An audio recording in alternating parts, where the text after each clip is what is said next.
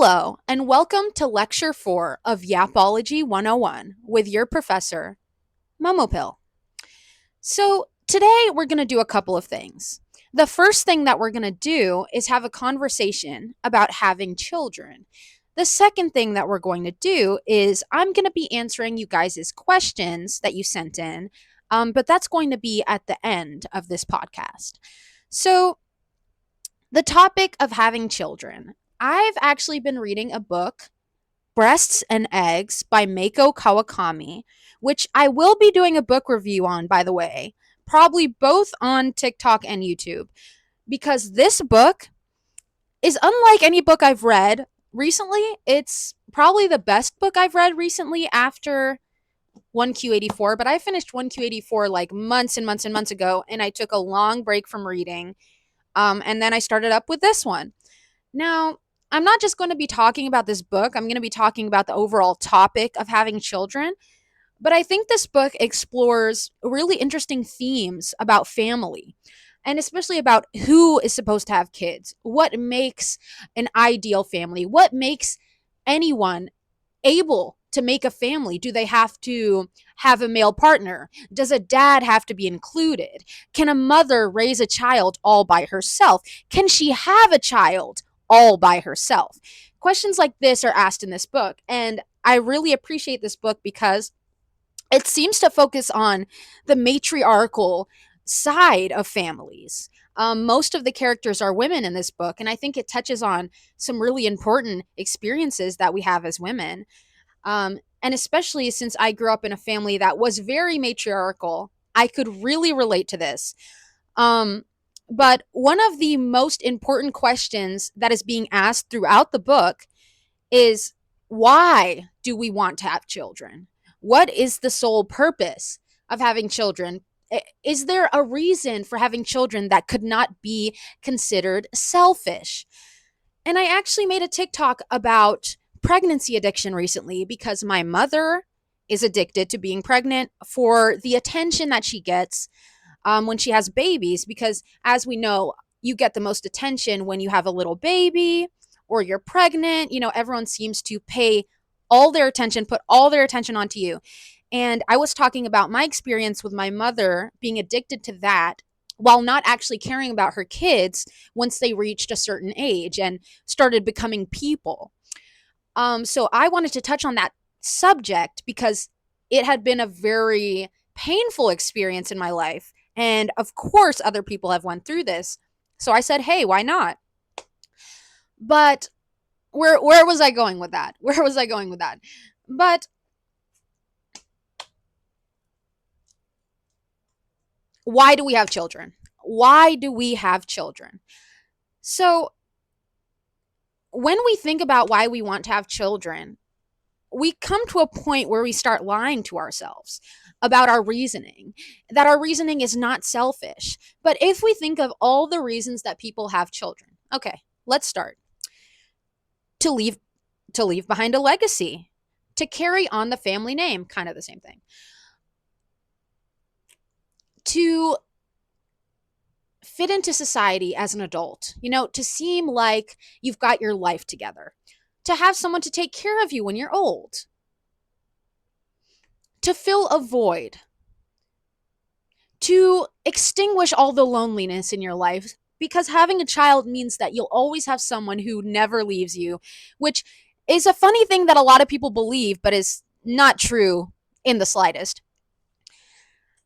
And some people just say, well, I just simply want to have kids. I just want to have a kid.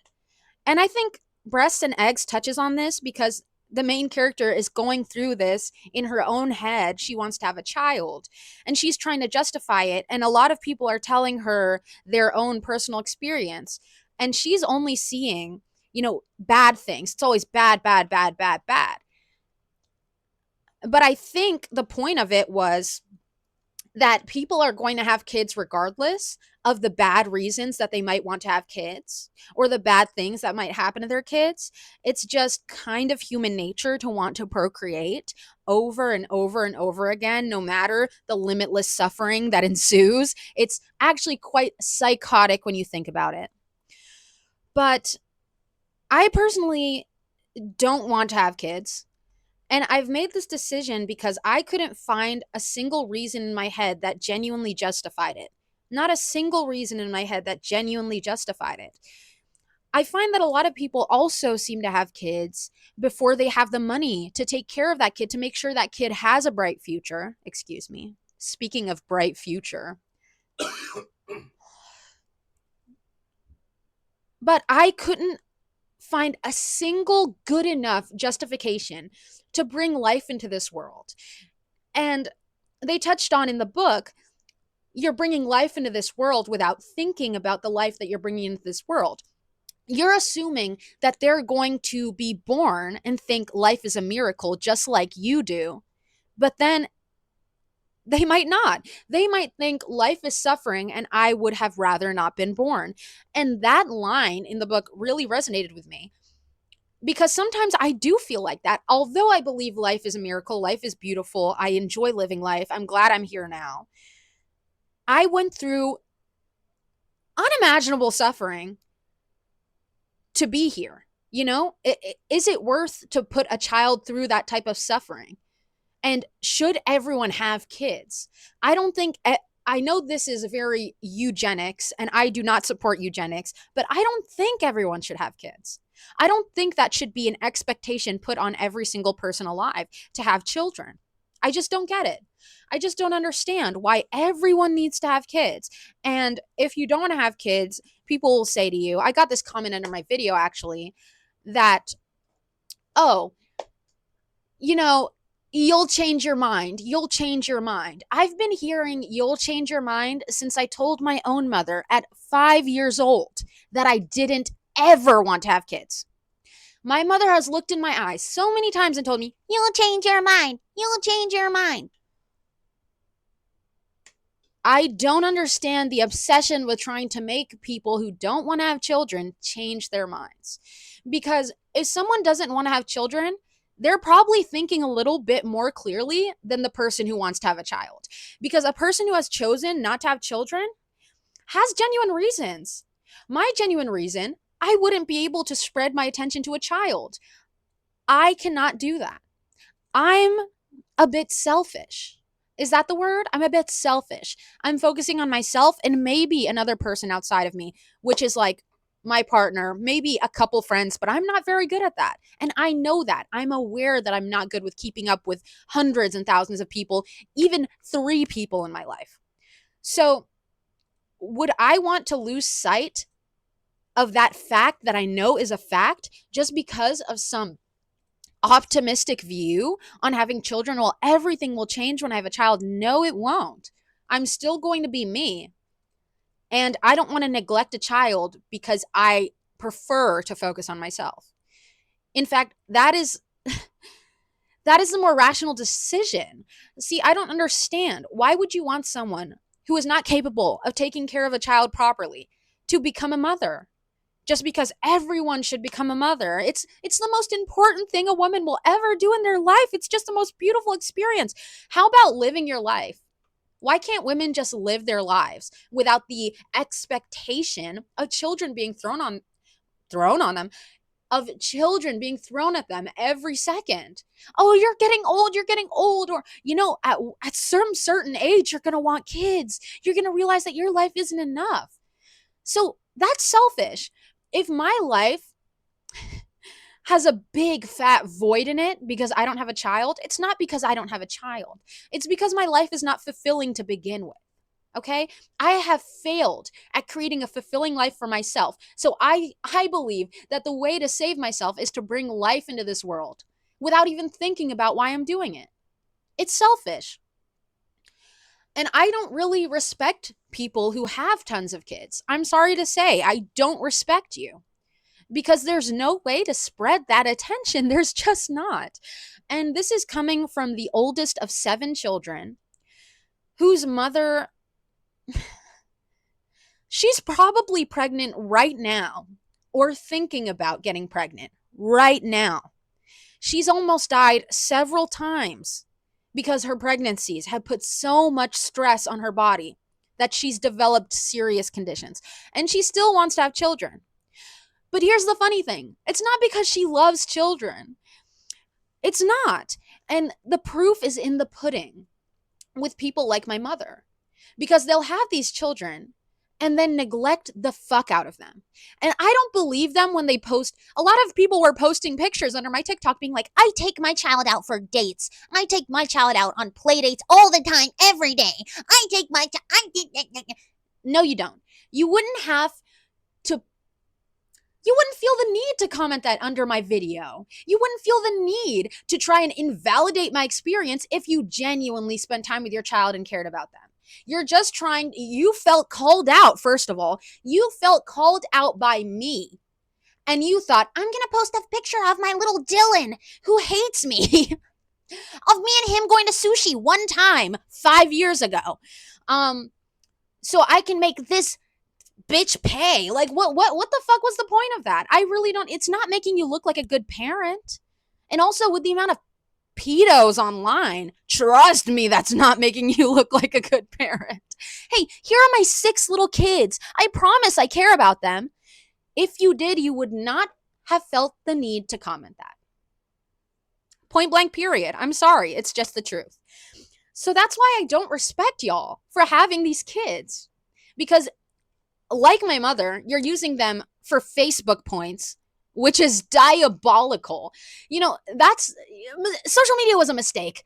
It shouldn't have been let out to the general public, because now people are having children just to post them on Facebook. And I've seen this happen so many times, especially with people I used to go to high school with, constantly posting pictures of their babies. One girl posted a picture of her baby who had died. She posted a picture of the corpse of her baby on Facebook. What happened to being private at all? You know, I didn't ask to see that. I'm so sorry for your loss, but why did I have to be subjected to that? I really don't understand. And it's because these people who have children have some sort of insatiable need for attention. It's like a void in them. They've never felt special for anything of their own. So they need to have children because they need to validate that, oh, they're special because they're a mother or a father. And a lot of people are saying, you're making women feel bad. This is misogynistic. No. You know what is misogynistic? Pushing to women that they'll only be fulfilled once they have children. And that having children and being pregnant is some beautiful miracle of life that will fill them with joy and happiness. And it's fucked up and it's fake. It's fake. That's why I don't believe the women who say this. Oh, pregnancy was such a beautiful experience. Yeah, okay, sure. It was a beautiful experience. Having basically an alien inside of you, ripping you apart from the inside, making you feel like you're wearing a fucking suit of your own body. Hell no. That's not a beautiful experience. It's all biological. There's nothing. We try to make up all these like lovely things so we can distract ourselves from the reality of these biological practices. It's not fun. It's not beautiful. It's pretty gross. It's pretty like painful. And I've never been pregnant, but every pregnant woman that I've ever spoken to has said the same thing. I love my child, but if I could choose not to be pregnant again, I wouldn't. I wouldn't. Because it's not a fun experience. It's a horrible experience. It's 9 months of suffering. It's 9 months of straight suffering.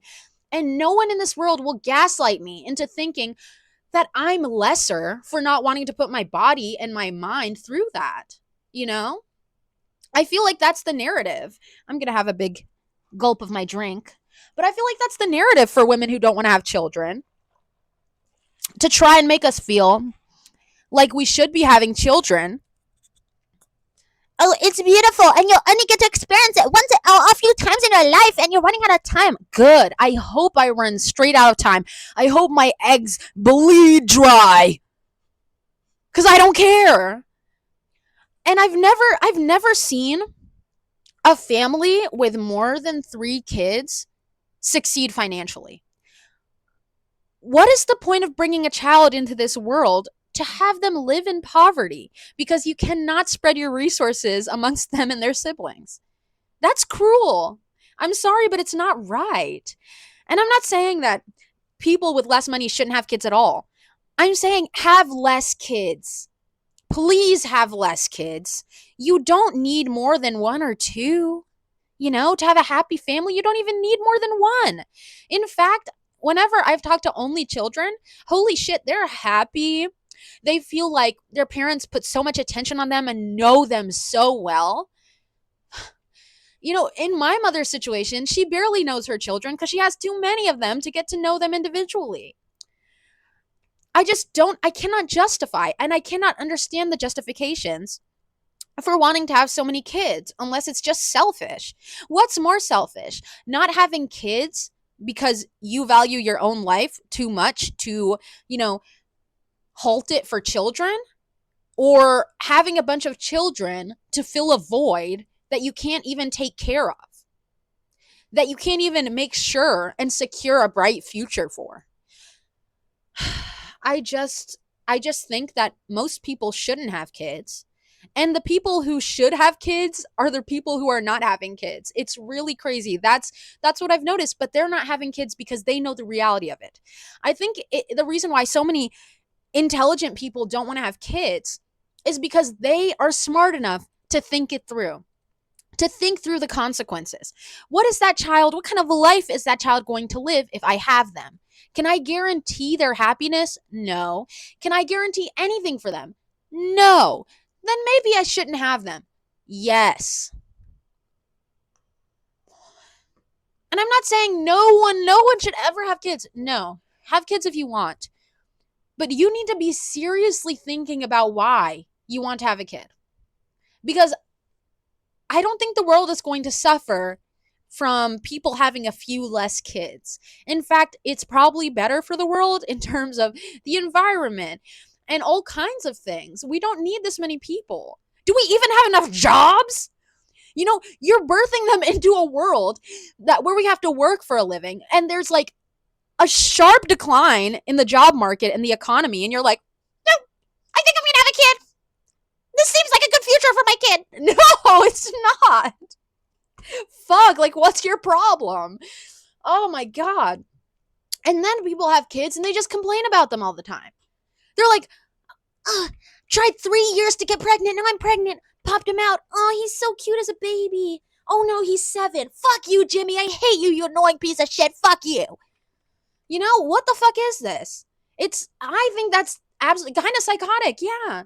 Don't have little Jimmy if you can't deal with him after he's like 2 months old. Just don't have him. Fuck. I think I knew that this world was kind of fucked when when I was like 3 years old or 4 years old or something. I remember trying to crawl back into my mother's womb. I remember climbing under or crawling under the table and putting my head up her skirt and being like, Mommy, I want to go back inside. I want to go back inside you. And I think I was onto something there. I really do think I was onto something. And if that's not enough proof that even children didn't want to be born, they would have rather stayed the way they were or weren't. What more do you need than that? What more do you need than that? I just don't understand it. And in a world where our rights to have children or to not have children are being stripped away, why the fuck would I try to have a child right now? I just really don't understand. Like, what do you think your life is going to be once you have a child? Most of you don't even want to take care of anyone before you have children. You loathe taking care of people. And then you think you're not going to be spending your whole life taking care of someone, but you do. And then you resent the child because you had to take care of them. Boo fucking who. I actually don't feel bad for you. I don't feel bad for you because you made that decision. And I'm not talking about the poor women who didn't get to make that decision for themselves. I genuinely feel sympathy. But if you made a conscious choice to have a child just to complain about the child and how horrible it is to be a parent, guess what? You didn't actually have to do that. You had the option not to do that, and you still did it. So don't complain about it now. Just shut the fuck up. Just shut up and give your child the best life that they can have. Put your ego aside and shut the fuck up about it. I'm so sick of hearing parents complaining. Parenting is so hard. but it was a choice. The choice you made was hard. Learn to live with it.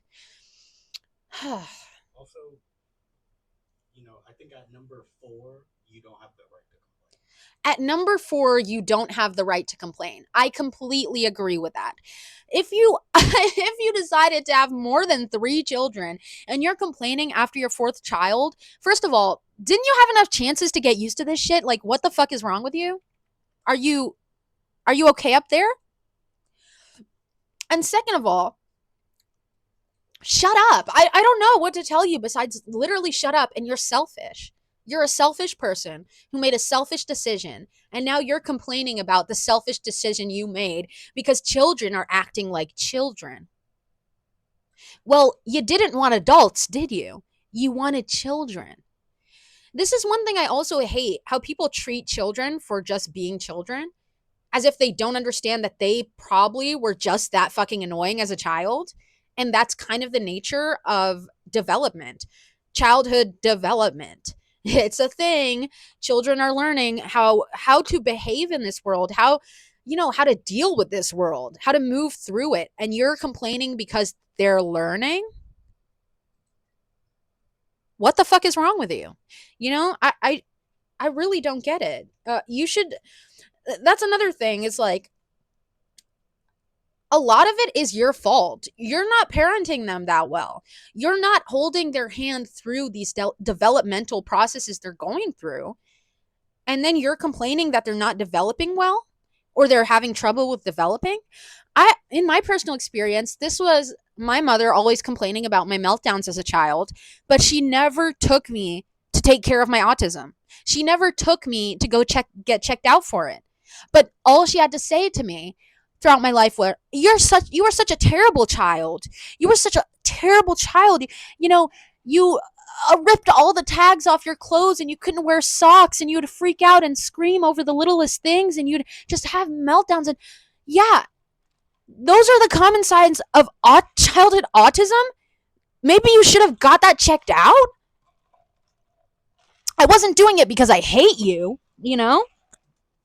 I was doing it because I was a child with a fucking learning disability that isn't being treated or helped. I didn't understand that. And once I came to realize that I did have autism after many, many, many years, I honestly started to resent my mother for that, because she knows. She'll say things like, I'm pretty sure your little sister has autism. And she'll smile in my face. I'm pretty sure your little sister has autism. She covers her ears when we go to a movie and she cries. Oh my God, are you happy about that? Are you okay? Maybe you should get her checked out. Still hasn't been checked out. Still hasn't been checked out. Because a lot of these people who have kids genuinely don't care. They don't care about their kids. They love laughing at their kids, laughing at their children's pain and suffering, but actually caring about the kids, fuck that. I can't be asked. So that's why I think we should be thinking very thoroughly before having children. I don't think a lot of people with severe personality disorders who haven't gotten any help or seeked help for them should have children. And I'm not saying this as like I hate people with personality disorders, but what I'm saying is I have 2 parents with personality disorders and like 1 step parent with a personality disorder, maybe 2 actually, now that I'm thinking about it. And they're not cut out to be they're not cut out to be parents until they get help.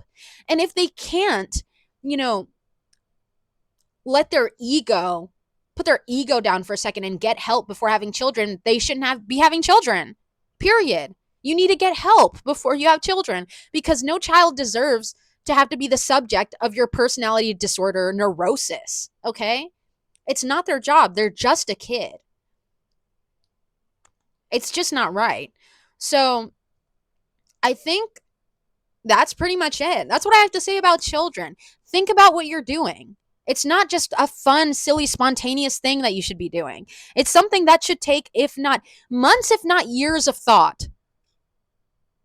And and fucking talking to people. Talk to childhood development specialists. Talk to therapists. Talk to people who have been abused. Talk to people who have gone through all kinds of things in their childhood. Learn about how these things happen to children. Be aware. Before you have children, I'm begging you to try and be aware of what it's like to be a child and try to remember what it was like to be a child. If you can't remember what it was like to be a child, you shouldn't be having a child. If you cannot resonate with how they're feeling and what they're going through, why are you having them? That's the question you should be asking yourself. And speaking of questions, I'm now going to be answering you guys' questions that you left me, both under the TikTok post, YouTube community post, Instagram. I think I'm going to be doing a Google form next time because that was a headache to find all those questions and make sure I didn't miss one. So look out for a Google form next time. It will either be posted under a community post. I'll probably post it everywhere just so you guys can see it. But okay, we have our first question from viewer Coco Fashion YT. Hello, Momo. It's been a while, but how do certain things overshadow ourselves, and how do things get the best of us? So much so that it is ruining our lives. Okay. So, a multitude of things can do this to ours. Ours. A multitude of things can do this to ours. A multitude of things can do this to us. Whether that be low self confidence, relationships in our lives that don't value us, family is one example, friends are one example. I think these are the two best examples of things that can overshadow us and get the best of us and ruin our lives. But I think the most important thing is how you view yourself. Hitting my vape.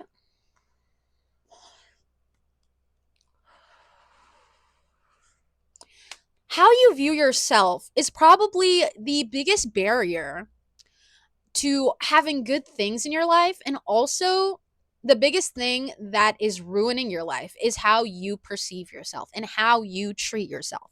Because it doesn't matter how other people treat you if you're treating yourself like shit. Because with other people, you can just cut them off. You can confront them even. But with yourself, it's a bit more complicated because you cannot run away from yourself. And trust me, I have tried a million times to run away from myself. And every single time that I ran away from myself, what I've learned is it's never worth it. And I was wasting my time. I would say the best thing you can do is spend a lot of time with yourself. And this doesn't have to be just journaling and meditating and working out. This could be simple things like what I've been doing is listening to music on my Walkman and reading. I sit in this chair right here. I get cozy. I create a cozy atmosphere for myself right here. When I'm all alone, I have to be alone because alone time is the number one thing that you need to, you know, not allow your perception of yourself to get all wonky. When you're alone, you truly see yourself the way you are. So that's one thing I like to do to spend time with myself. I also like to paint. That's one thing I like to do to spend time with myself. Lock yourself in a room alone. Don't go on your phone. That is probably the worst thing you can do for your self-image is go on your phone and start scrolling because you're going to start absorbing the opinions of other people and the insecurities of other people and claiming them as your own. And that's not okay. That is what sent me down the rabbit hole of self-hatred. I'd been doing that since middle school. And in elementary school, I was very confident. Notice how it was before the invention of the iPhone. I was well, maybe not the invention, but you know what I mean. I was very confident.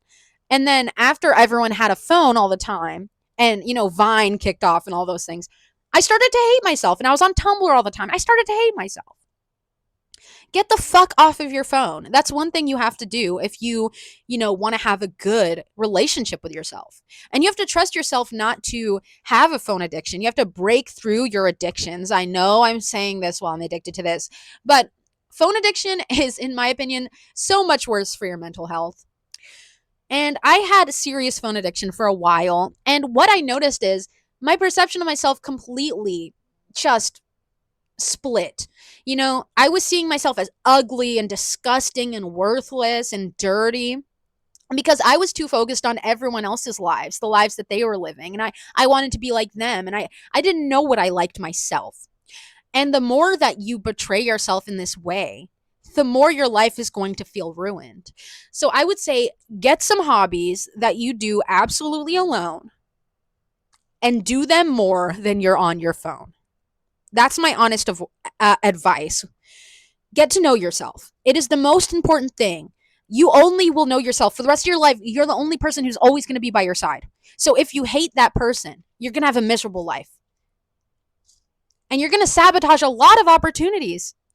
My YouTube channel was growing sometime last year, and I sabotaged it because I hated myself so much. Because I hadn't taken the time to spend any time by myself, with myself, accepting myself. Self acceptance and self neutrality is such an important thing. Be neutral about yourself before you are happy about yourself or sad about yourself. Because being at a neutral point can really save you from the extremes of self perception. I always say lean towards good perception to figuring it out in the first place. So that's my answer for you, Coco. I hope that was helpful. And, I just hope that was helpful. And I'm going to be moving on to the next question. Okay, so I have a question from Dog Ningen. First question, I have a few questions. Do you like Mario? I used to play Mario when I was a very little kid back in Egypt. I think it was bootleg Mario. That was the funnest time I had on Mario, and I've never really played it again. Mario Kart is really fun, but I wouldn't say I'm obsessed with it. My favorite characters in Mario are Rosalia. And that's it. Do you like to work out? Unfortunately, no, but I'm trying to get better at it. I really want to get into yoga, Pilates again, something slow and relaxing. But I want to get better at wanting to work out. I want to work out my lower body because I want to work out my legs. Why let such good legs go to waste? So I thought I need to start working out for sure. What is my favorite color? My favorite color changes very often. At the moment, it is red. Yeah, but it changes all the time. It changes like the seasons. I also really like the blue that Ray from Evangelion, her hair. I like that color. Um, yeah, I just really like red at the moment. Silverback gorilla versus grizzly bear. Who wins? This is actually a good question, but it depends on how big the gorilla is. I think it depends on their size. I feel like whichever animal is the biggest will win because they're both very strong animals. But maybe the gorilla. I'm thinking the gorilla, but I could be wrong. A favorite anime. It's always going to be Clanad for me. So if you haven't watched Clanad, go and watch Clanad. You're going to cry your eyes out. It'll be worth it. You might be depressed for like 6 months after. It'll be worth it. That's a great one. I also really like Paradise Kiss, although I haven't finished it, so I can't call it my favorite anime. I was too scared to finish it because if you know Ayazawa, she has some very sad endings to her anime. Do you like Shoko Nakagawa? I'm not familiar with this person. I might be, though. I might know who this is. Nakagawa.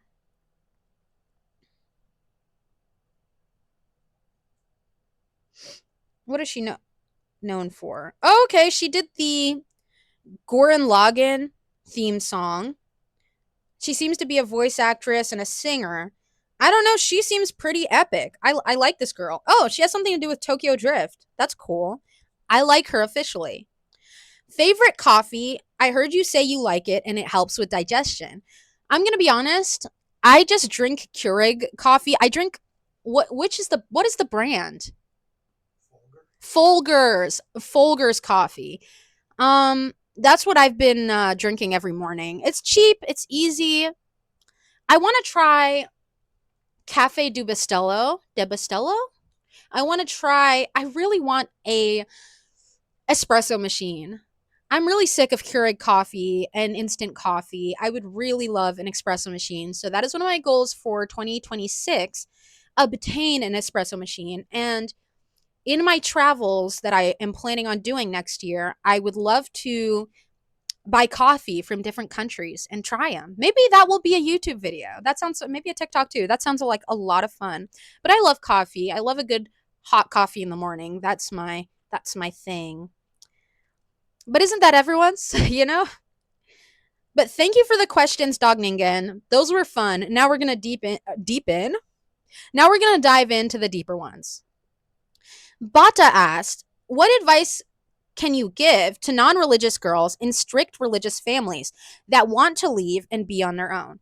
So Bata, this is a very hard question, and I respect you for this question because I grew up in a Muslim household that it was less strict as I was growing up, but now it's more strict because my mother wants more control over her children. And the only way that she can do that is by using oppressive religion. No offense to the Muslims out there, but using oppressive religion as an excuse to abuse them. So I totally understand this. Like, I've been in this situation before. I lived in a country where I couldn't even wear skirts above my knee without getting arrested. You know what I mean? That type of thing.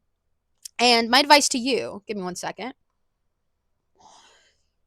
My advice to you is, number one, I know it might be hard to get out there and work. I know a lot of religious family, especially like foreign family, foreign parents, they will want to keep tabs on your work, on your money. And if that's the case for you, I have a quick solution. Firstly, if you live in a place that has, I don't know if you live in America, but this is really helpful if you live in America. If you live in a place that has a college town near you, literally, even if you move states, look for Facebook groups with for roommates in college towns. The rent will be like $200, $300, $400, $500, very sustainable because you'll be living with three other people. You can live with all girls or all guys, whatever your gender is, you know? And it's a way to get out really quick because you can work a few shifts and make at least the amount for rent. I would say the best option that you can choose is moving out as soon as possible by saving every last dime. And if you're being watched, you know, you can't go to work in public because of your religious parents. Work online. One good place to work is Found Ever. It's a call center. They pay like what, $14 an hour. They hire almost instantly. It's a really good, like, I don't have a job and I need it right now job. You could go on Fiverr and offer services, promote yourself. If you're going to do online jobs, you need to learn how to promote yourself. It's the most important thing. That's the only way people are going to find your services. You could even start making content, faceless content, because your parents are religious. Um, and that's a great way to make money. Try to make the best high quality content you can.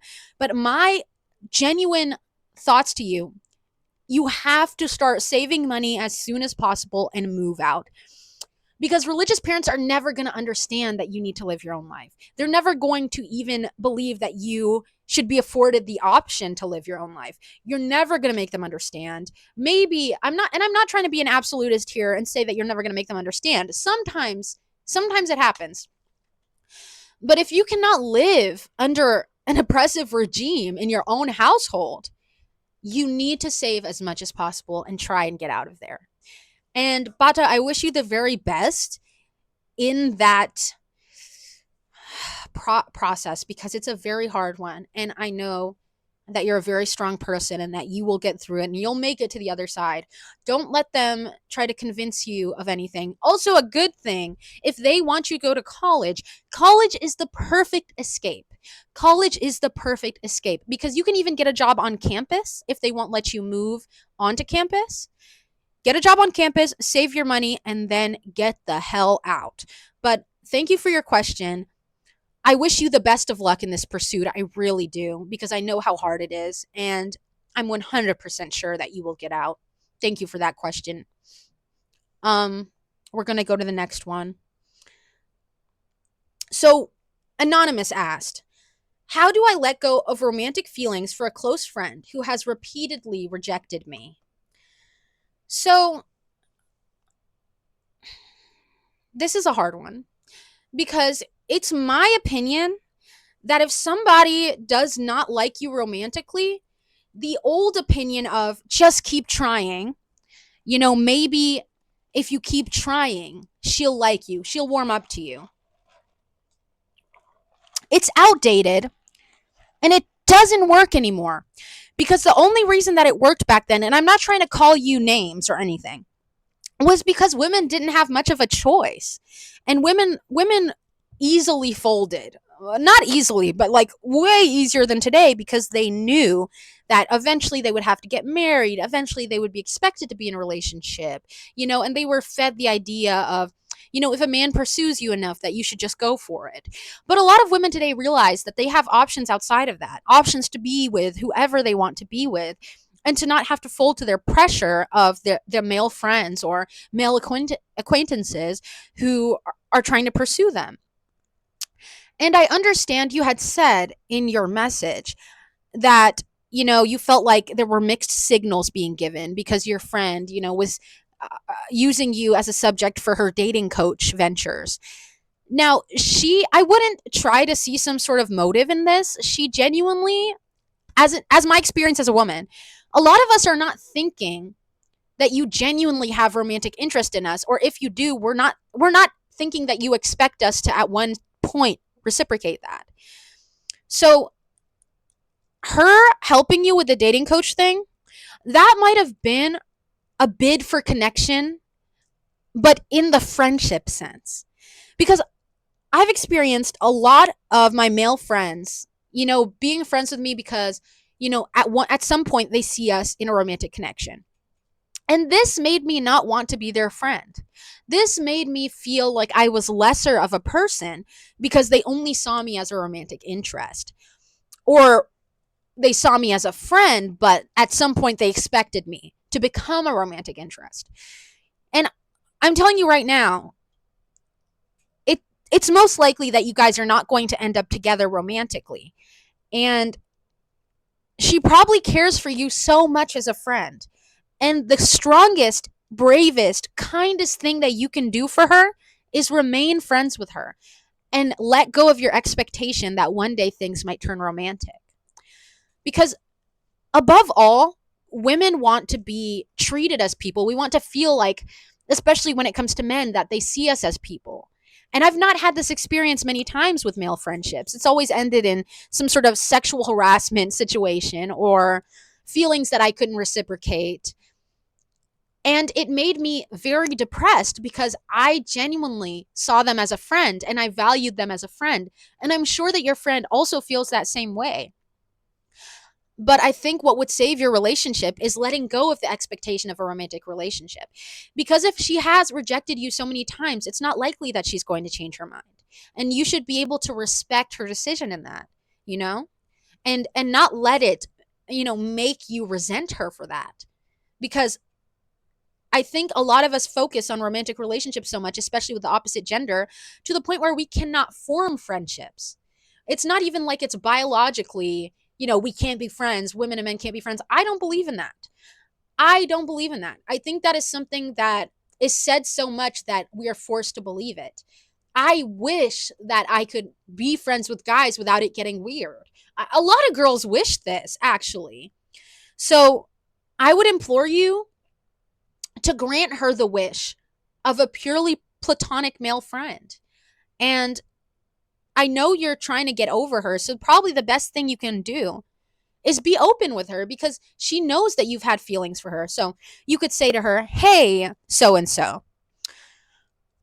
I really value our friendship, but my romantic feelings for you is making it hard for me to get over you while we're still friends right now, while we're still in close contact. I think I need to take some time to focus on myself and figure out, how I'm feeling in this current moment of my life." Take that time to be able to do that. Get to know yourself, to the point where you don't crave a romantic connection. And you might even find a romantic connection in this pursuit. And then you can come back to the friendship, a little bit more matured and a little bit more objective about the friendship and not so emotionally vulnerable to, the romantic side of things. I think the best thing you can do is take some time to move on. And I'm sorry if that's not what you wanted to hear, but this is truly me speaking from the heart about this situation. So I hope you do take some time to consider that and try to have, an open conversation with your friend. Be open about it. That's all. Thank you for your question. That was a very good question. And we're moving on to the next. All righty. What else do we have? Gianna asked, how to overcome social anxiety. Now, I'm going to tell you how to do this in the only way that I know how, the only way that's worked for me. To give you some background, I know I seem like a very confident, social person, a person who knows how to talk to people, and that is true. But that didn't come from nothing. I will take it back to middle school. In middle school, I had the most severe social anxiety. I would sweat and shake and nearly cry just going into a CVS to pick up some milk for my mom. She'd always make me run and pick up some milk. But I was terrified of people. I couldn't even look the cashier in the eye. It was always like this. How are you? And I'd be like, you don't have to be like that. And the way to not be like that, and I know because mental health has been framed in a certain way where it's like, if you have social anxiety, there's nothing you can do but take medicine. That's not necessarily true. A lot of it is repetition. You know, putting yourself in situations that would spike your anxiety purposefully. And that can end in anxiety attacks. So I would say do this at your own risk. But it's been worth it for me. What I do and what I've been doing is forcing myself to feel that anxiety. I go out and I purposely look the cashier in the eyes, even if they see me being nervous, even if they see me shaking. And I watched a video from the Wizard Liz about this. She used to have a thing where she would blush. She would blush every time she talked to someone, and they would point it out and be like, "Why are you blushing?" And she would get really embarrassed. And she'd be like, "No, I'm not blushing." But once she started to claim the fact, "Yeah, I'm blushing, so what?" She got over it through repetition. And I did this in my own way by going up to strangers, by giving strangers compliments, by, you have these thoughts like, maybe I should say something about this, but then you don't. And you regret it. And it's all because you're anxious about it. But most likely, you're brightening another person's day. They're not thinking, what a weirdo. They're thinking, that's really nice. That was really nice. Oh, that conversation I had was really nice. People aren't thinking as deeply and as negatively as you are in your head when it comes to this anxiety. They're not. You're the only one who's thinking that. And that's a realization I had to come to myself. And you know what? Sometimes they will be thinking like, what a weirdo, because sometimes you have to put yourself in embarrassing ass situations. Like, I've made myself look a fool in public and just say crazy things to people because why not? And they look at me perplexed. But it's like, at least I did it. At least I'm not folding to the social pressure of staying quiet and keeping to myself. Because it's really not that complicated. The more you do it, the easier it gets. The more you do it, the less anxiety you will feel. It's just building yourself up from total anxious mess to social butterfly. And I've done that for myself. And if I could do that with autism and social anxiety and PTSD, then you can definitely do it. You can definitely do it. It's absolutely worth it. I love talking to people. I'm able to look people in the eyes now without shaking, without feeling any sort of way. I'm able to do that. I'm able to talk to anyone I want. And that's not something that I would trade for anything. It's exhilarating to actually be able to talk to people. And that is actually a skill that a lot of us are losing because of the internet, because of how isolated we are. It induces anxiety even more. So I just want to say thank you, Gianna, for your question. I hope I answered it in a way that was helpful for you. And I wish you the best in getting over your social anxiety. And I believe you can do it. You just got to believe you can do it first. So let's move on to the next question. Okay, this one is going to be a complicated one. I've been thinking about this all day and I still don't really have a concrete answer. But should all art be separated from the artist, or should always be attached to the artist, i.e., Kanye West and a significant chunk of the industry? So, one thing that I have to say about this is People are not perfect. And I think the expectation that everyone is going to be perfect, a perfectly good person, it's honestly, it's irresponsible and it doesn't make any sense. It's not rooted in reality. People have their demons, people have their problems, people have their personality quirks, people have their mistakes, they even have very dark parts of themselves. And I feel like a lot of us never express these parts of ourselves, never allow the public to see these parts of ourselves. And this is not including things like sexual assault or murder. I don't think I think in that case, absolutely, we shouldn't be supporting these artists. But what you have to understand is seeing these people as people who are not supposed to do any wrong ever, and once they do wrong, it's just like the worst thing in the world for them. And we're forgetting that they're human and that we're all human. And artists are very complicated people. They're very complicated people. To be an artist, you've had to go through, especially a very significant artist like Kanye West, for example, you have had to go through some shit. You've had to go through some stuff. You have to be a little neurotic. You have to be. There has to be a little something wrong with you. And I think giving people the grace to go through those times in their lives and still understanding that we can enjoy their art regardless of this, it's important to have, you know, a little bit of nuance when we think about these things. It's like, you bad, me no listen to your music. Man, it's like everyone's kind of bad. Everyone's kind of bad, and we're never going to have a perfect celebrity.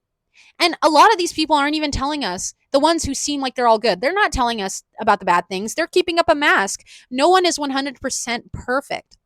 And of course, this doesn't apply to the extreme cases, but for regular people doing regular people bad stuff, I think I'm going to be honest, I still listen to Kanye. I still listen to Kanye because I love his music. I don't listen to it all the time, but I do still listen to him. And I don't support anything he's done very recently at all. He's kind of insane. To be honest with you, I'm really not vibing with these shenanigans that he's doing.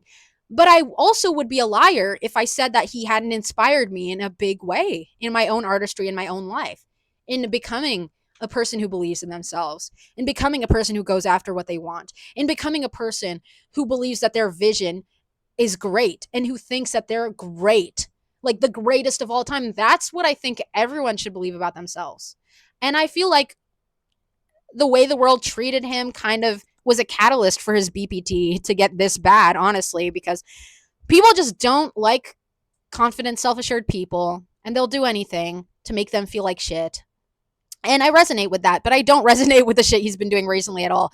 Don't take this out of context.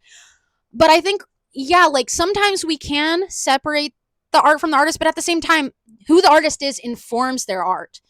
And sometimes the bad things aren't a bad thing in that regard, because art is supposed to encapsulate the human experience. What is art if it's not a perfect encapsulation and representation of the human experiences? The goods, the bads, the ugly. That's what art is. So expecting art and artists to be perfect, good, goofy goobers, that's not the human experience. And I'm not going to be subscribing to that ideology because it's just not, it doesn't make any sense to me. And I think it's very narrow minded, to reduce people to an adjective of good or bad or worthy or whatever the hell you guys think these days. I think it's just an excuse to put people in a box and label them. And this is who they are as a person, but we're all a bit bad. You would be a liar if you said that you were a perfectly good person. You didn't have any shadow aspects of ourselves. That's just the human experience. I mean, get over it. That's all I have to say about that. In the least conservative way, by the way. Get over it. Coming from someone on the left.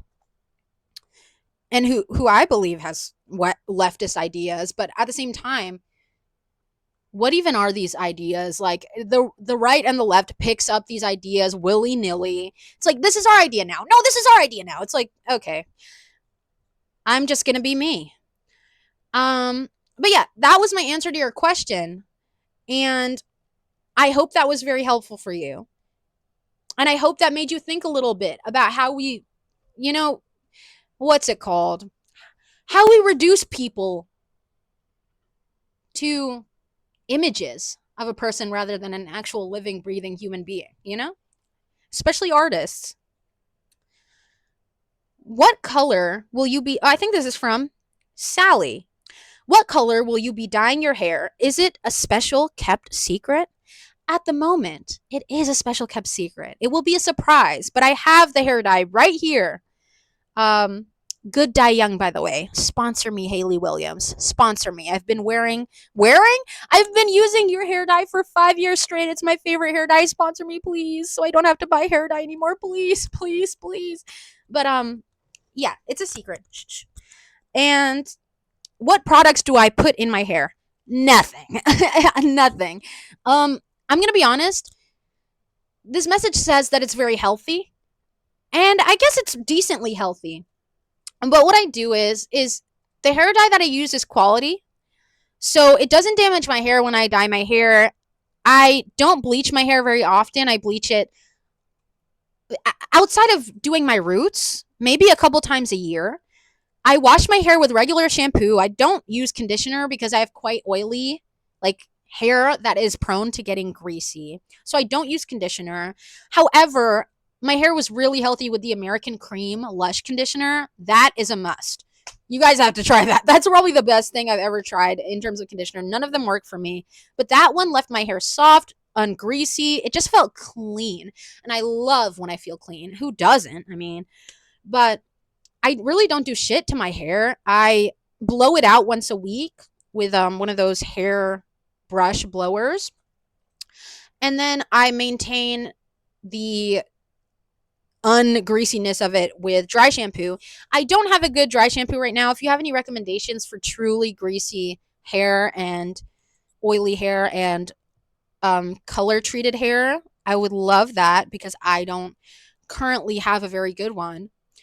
And sometimes I put my own like powder that I put on my face and my hair. That's what I did today and yesterday. But I really don't have any secrets for hair besides American Cream conditioner, which I haven't used in so long. I just kind of stopped using hair products because my hair is so oily and it's weird because it's wavy, a little curly and oily at the same time. So hair products just kind of weigh my hair down. So I try to keep it to a minimum. I try to keep it to a severe minimum. Yes. And bleaching my hair has never really damaged my hair that much. I don't know if I'm special or something, but I don't know what everyone's talking about when it comes to bleaching your hair. I've bleached my hair so many times. Not once has it been stringy, not once has it gotten sufficiently damaged. I don't think it's actually that bad for your hair if you know what you're doing. But that was my answer. I hope that was sufficient, and I hope you're excited for the new hair color. It's gonna be a banger. Um, how do you stop comparing your progress to other people when you feel behind in life, especially at your young age? Thanks, babe. Of course. Okay. So I like this question because I resonate with it a lot. And throughout my life, I have been consistently comparing myself to other people and realizing that it never brought me joy and it always made me upset, it made me feel like I couldn't do anything and it resulted in me not doing anything. My best advice to you is to disconnect from watching other people's lives, watching other people's progress, and devote yourself to yourself and your work. You know, one thing you can do is scroll on TikTok a lot less because that's one thing that really held me back for a long time. Um, Stop watching people doing what you want to do and just do what you want to do. Just do that. You know, just we're going back to one of the first questions, but alone time is so fucking important. It's so important because the way that you don't crumble to other people's progress and the expectation to be like them is by having a good self image and having trust within yourself. Because I promise you, those people that you're looking up to, they've went through this before, but they had to get to a point where they became a doer instead of a ruminator, always ruminating over the experiences that other people are having, and thinking, why can't I do that? While not realizing that you can do that. You just need to fill your mind with more of you than you're filling your mind with more of them. You understand? Um, if your head is constantly focused on someone else, then you haven't got to know yourself enough. And I think it's a good time to get to know yourself when you're in your early 20s, even teens. Try and get to know yourself. Um, Allow yourself to change, allow yourself to grow.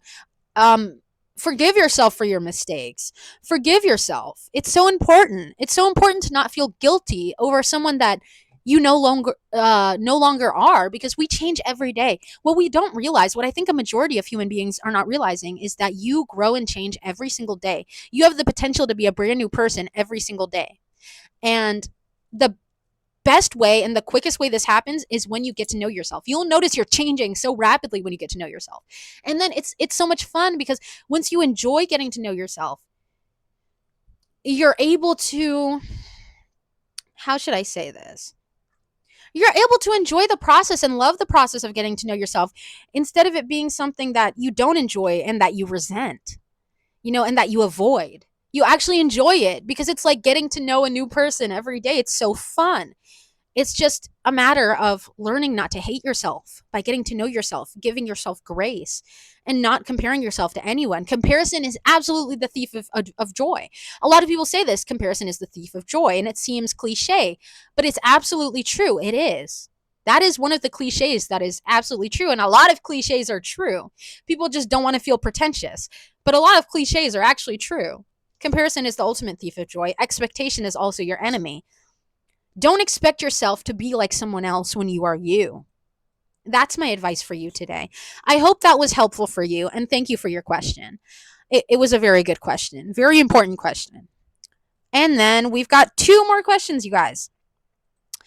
Why are you so cool? Is it natural? Now, when I got this question, I laughed, and not because I think it's stupid or anything, but rather because it's self-explanatory. I'm just being myself.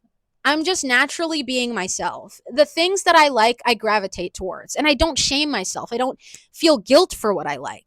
I don't have guilty pleasures. There's none of that. It's just pleasure. Something catches my eye. I like it. I put it on my body. I see, and inspiration is a way that you do this. You're not always copying people when you're inspired, and copying people isn't the worst thing. It's a way to try new things and see if it works for you. Does it resonate with you? Let me try. um and I'm not saying copy people to the point where it's creepy and like you're stealing their whole thing, but you know looking at other people is a way that you get to know yourself. It's a necessary process, and there were a lot of people I looked up to in my in my adolescence. I looked up to so many people, and those people informed a little parts of who I am today. And those people are, my grandma, the cool girls that I saw at school, like the alternative girls that I would see or like just the very unique people I would see in my adolescence when I was like on a family vacation and I'd see them walking about. And that was inspiring to me. I just thought I want to be like that. I want to be a person who is so expressive, who is so expressive of themselves with no shame. That's always who I wanted to be. So I guess I just led with that. And people think it's cool and that's awesome, but for me it's me. So I suppose it is natural, and it's from a natural process of getting to know myself and being inspired by so many amazing people throughout my life. Yeah. So that's about it. Thank you for your question. I appreciate you calling me cool. Um, Last question is about my mother. Still in contact with your mom? No. And I don't plan on ever being in contact with my mother ever again. My plan is leave her in the dust and never speak to her again. I'm not interested in speaking to my mother again. She has nothing to say to me that will change my mind about her. And while a lot of people say it's important to forgive, sure, I don't have to let her back into my life. And I don't crave to. I don't even need a mother anymore. Sometimes, I'm only human, so sometimes I will ache over it, but I don't let myself ache over it for very long. Because what is a mother? Just someone who had you, someone who decided to put you here on this planet uh, through having sex with some guy. So, like, it's really just not that important to me to have a connection with my mother. I don't need that. I have all the connection that I would ever need in myself right now.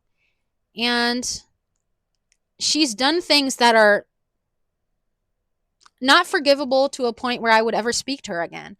So, no, I'm not in contact with my mother and I do not plan on it. But thank you for your question. And I hope my answer was sufficient. So, I suppose that this is the end of the podcast. And for sitting here with me, cheers.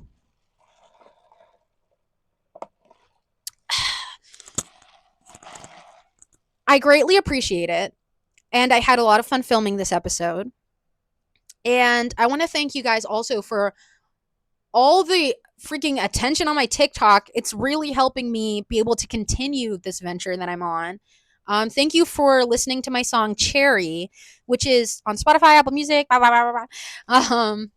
I really do appreciate it. I have a song coming out soon with a friend, Techno Kitty. So if you see that, it will be on Techno Kitty's Spotify and Apple Music. And I want to thank you very much for everything. Thank you for coming to the live streams. Thank you for everything. It's been amazing. It's been amazing getting to know so many new people, seeing how many people do admire my work. It's helping me keep going. As much as I say don't rely on outside opinions, your opinions, at least the neutral and positive ones, matter to me. Well, thank you so much for watching this episode and lecture of Yapology 101. And I am going to give you a journal prompt because we started that in the last episode. Here's an interesting journal prompt.